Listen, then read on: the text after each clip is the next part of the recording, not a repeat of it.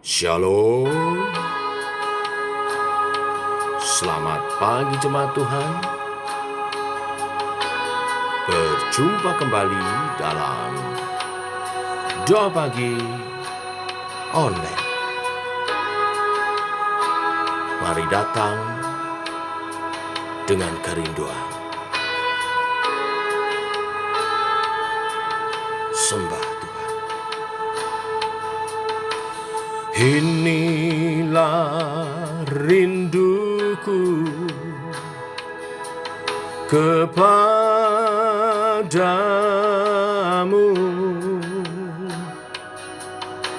segenap hatiku menyembahmu.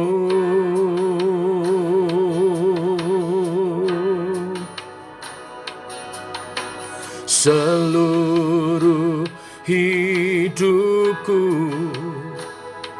memujimu,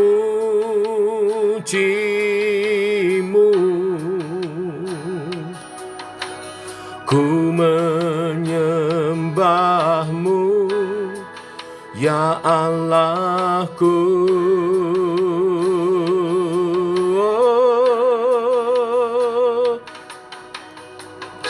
Ku berikan hatiku dan jiwaku,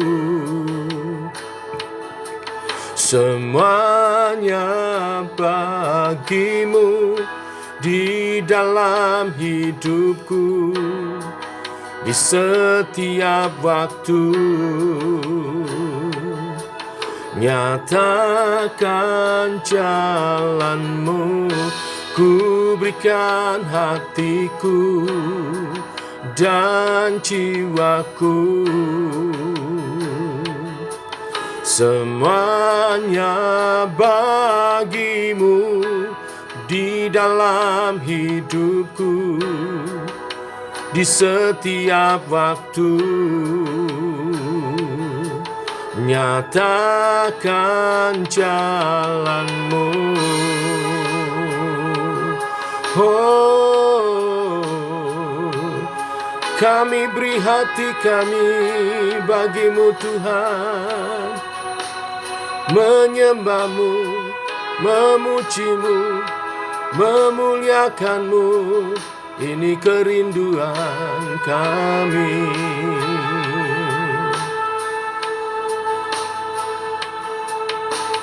Inilah rinduku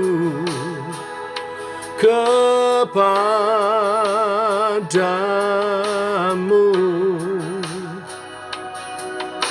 segenap hatiku menyembahmu. Oh, seluruh hidupku memujimu,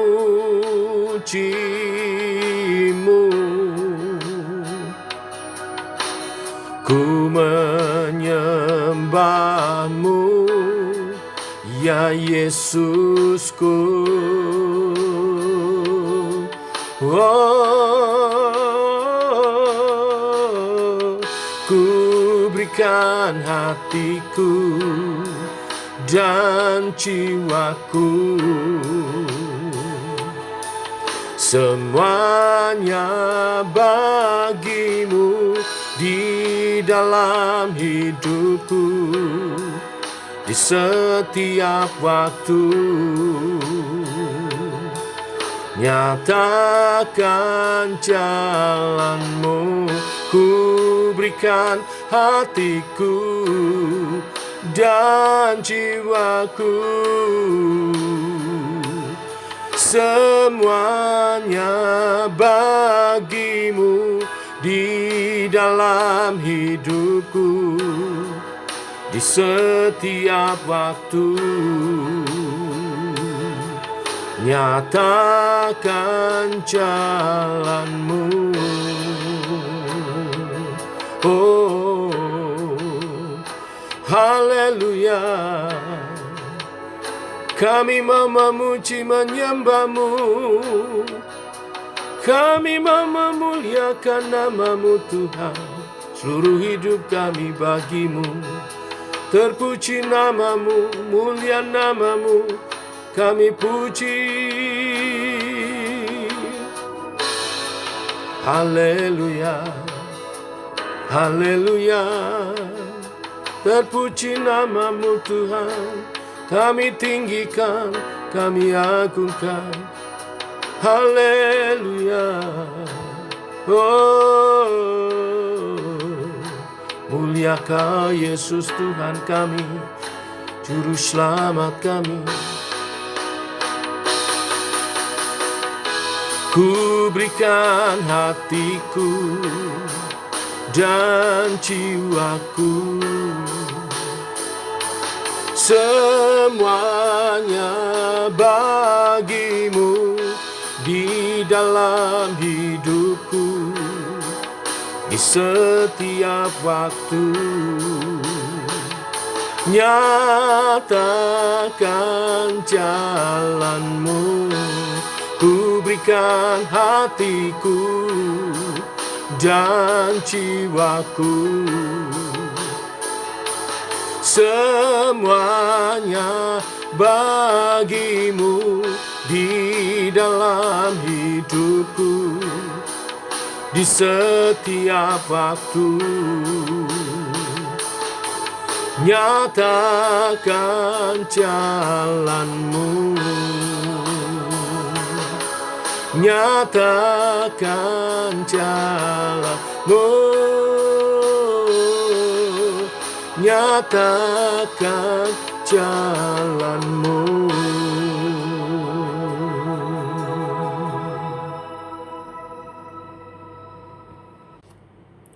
Ratapan pasal 2 ayat 1 sampai 22 kita akan renungkan firman Tuhan. Demikian firman Tuhan.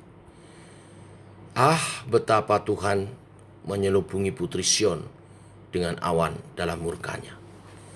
Keagungan Israel dilemparkannya dari langit ke bumi. Tak diingatnya akan tumpuan kakinya tak kala ia murka. Tanpa belas kasihan Tuhan memusnahkan segala ladang Yakub. Ia menghancurkan dalam amarahnya benteng-benteng putri Yehuda. Ia mencampakkan ke bumi dan mencemarkan kerajaan dan pemimpin-pemimpinnya. Dalam murka yang menyala-nyala, ia mematahkan segala tanduk Israel. Menarik kembali tangan kanannya pada waktu si seteru mendekat. Membakar Yakub laksana api yang menyala-nyala, yang menjilat ke sekeliling. Ia membidikkan panahnya seperti seorang seteru dengan mengacungkan tangan kanannya seperti seorang lawan. Membunuh segala yang menyenangkan mata dalam kemas putri Sion, memuntahkan geramnya seperti api. Tuhan menjadi seperti seorang seteru.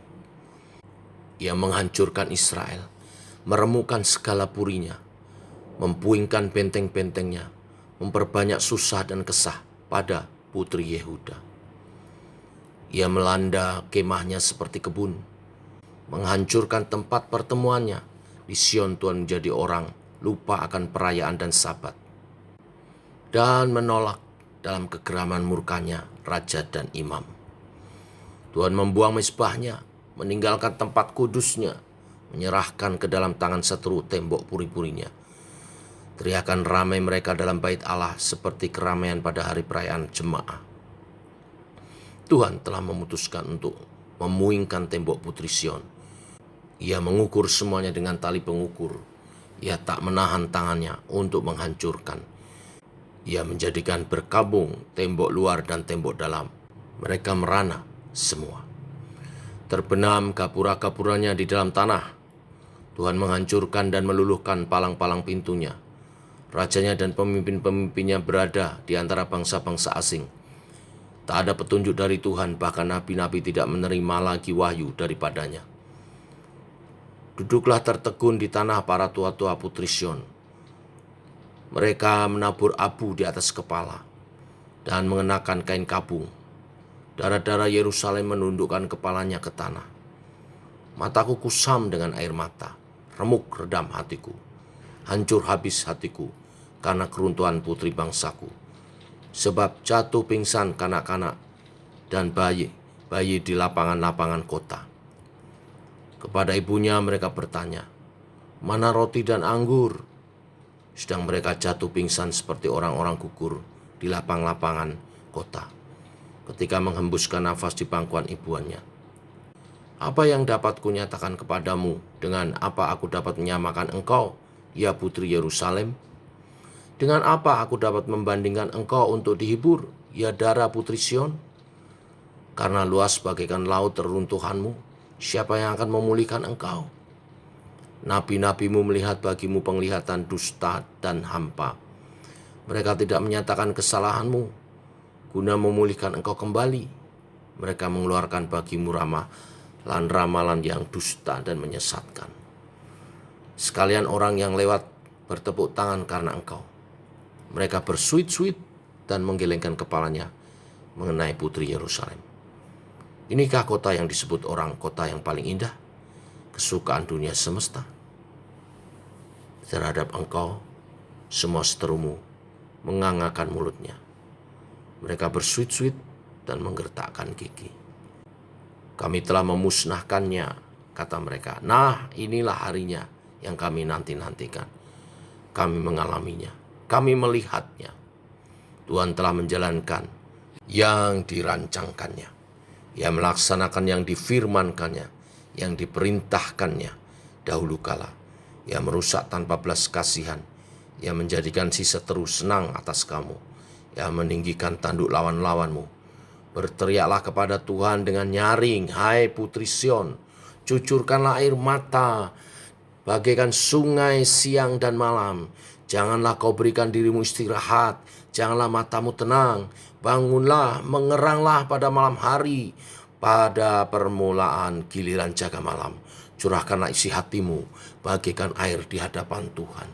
Angkatlah tanganmu kepadanya demi hidup anak-anakmu yang jatuh pingsan karena lapar di ujung-ujung jalan. Lihat Tuhan dan tiliklah, kepada siapakah engkau telah berbuat ini. Apakah perempuan harus makan anak kandungnya, anak-anak yang masih dibuaya? Apakah dalam tempat kudus Tuhan harus dibunuh imam dan nabi? Terbaring di debu jalan pemuda dan orang tua, darah-darahku dan teruna-terunaku gugur oleh pedang. Engkau membunuh mereka, tak kalah engkau murka, tanpa belas kasihan engkau menyembelih mereka. Seolah-olah pada hari perayaan engkau mengundang semua yang kutakuti dari sekeliling. Tak kalah Tuhan murka, tak ada seorang yang luput atau selamat. Mereka yang kubuai dan kubesarkan dibinasakan seteruku. Bapak Ibu, kitab Ratapan pasal 2 berisi murka Tuhan terhadap Sion karena dosa pengkhianatan. Dosa pengkhianatan mereka terhadap Tuhan. Murka itu tidak bisa dihindari. Allah menghempaskan kemuliaan dan melemahkan kekuatan Yerusalem. Semua simbol relasi antara Allah dan umatnya, bait Allah, mezbah, para pemimpin bangsa Yehuda, dan tembok kota dimusnahkannya. Akibatnya, penduduk Yerusalem mengalami penderitaan yang luar biasa. Tubuh, jiwa, roh. Mereka diserbu, mereka dianiaya, ditindas, dan dibunuh oleh bangsa Babel. Yerusalem dihancurkan dan rumah ibadah mereka, rumah Allah, bait suci dihancurkan, dinajiskan. Pengkhianat itu terjadi karena para nabi palsu Israel telah memberikan penglihatan palsu. Mereka selama ini tidak menegur kesalahan bangsa Yehuda. Mereka tidak menggiring umat untuk bertobat, sebaliknya membiarkannya. Dan pada akhirnya Allah pun meninggalkan umatnya karena dosa telah menyebabkan Allah menarik semua nubuat dan penglihatan bagi Yehuda. Bapak Ibu jemaat Tuhan, hal ini menjadi peringatan bagi kita pada zaman sekarang bahwa Roh Kudus pun bisa menghentikan manifestasi berbagai karunia dan karya ajaibnya dalam diri orang percaya, dalam gerejanya. Apabila gereja tidak lagi mencari kerajaan Allah dan kebenarannya, sebaliknya berkompromi dengan dosa. Kita berdoa itu tidak terjadi. Biar gereja tetap peka akan suara kenabian, nubuat-nubuat, dan pimpinan Roh Kudus, pimpinan Tuhan, dan setia kepada Tuhan. Di balik pemberitaan hukuman yang Tuhan nyatakan atas pengkhianatan rohani umat Tuhan, selalu ada ajakan untuk bertobat.